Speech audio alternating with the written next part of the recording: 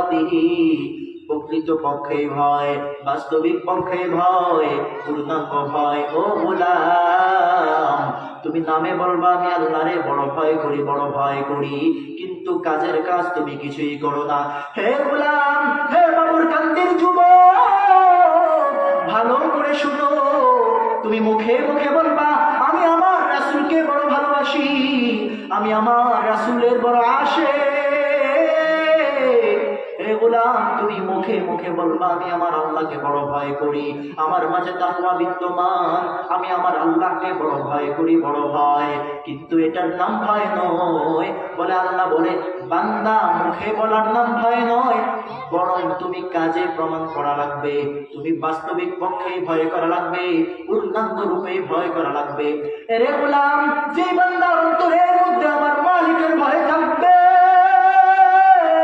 ওই বান্দা কোশ্চিনকালেও আল্লাহর হুকুম নামাজ বাদ দিয়া খাবার খাবে না।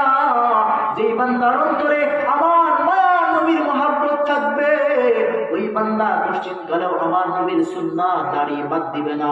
যেই বান্দার অন্তরে আমার মায়ার নবীর মহব্বত থাকবে, ওই বান্দা কোশ্চিনকালেও অপসংস্কৃতির সঙ্গে, অশ্লীল নাচ গানের সঙ্গে লিপ্ত থাকতে পারে না, ঠিক কিনা?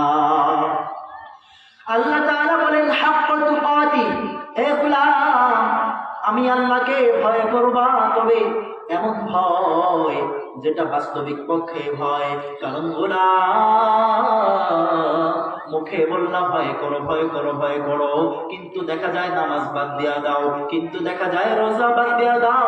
হে গোলাম, হে কুমিল্লার মুসলমান, এই তো সামনে রমাদান আমাদের সামনে সমাগত, এই শাবান মাস চলে আসছে, শাবানের শেষ মুহূর্তে রমাদান, রমাদান আসলে পড়ে রমাদানের রোজাগুলো আমাদের উপর ফরজ হয়ে যায়। রমাদানের রোজাগুলো প্রত্যেকটা আকিল বালিগ মুসলমানের উপর রাখা ফরজ। রাখা কি? রমাদানের রোজাগুলো তোমার রাখা লাগবে। এরে যুবক, তোমার জিন্দেগীর সোনালী সময় তুমি কেমন করে নষ্ট করে দাও, অথচ মায়ার নবী কি পরিমাণ কষ্ট করলেন তোমার আমার জন্য। আরে যুবক, একটু ভালো করে কানগুলো খরগোশের কানের মতো দাঁড় করে কথাগুলো শ্রবণ করে নাও না। এ যুবক, দিনের দাওয়াত নিয়ে আমার নবী মায়ার নবী উম্মতের কান্ডারি নবী চলে গেলেন মক্কার জমিনে। আল্লাহ তাআলার এই দিনের দাওয়াত পয়গম্বর পৌঁছাইয়া দেওয়ার জন্য যখন মক্কার মানুষদেরকে দিনের দাওয়াত শ্রবণ করাইয়া দেয়, একটা মানুষও দিনের দাওয়াত গ্রহণ করে না।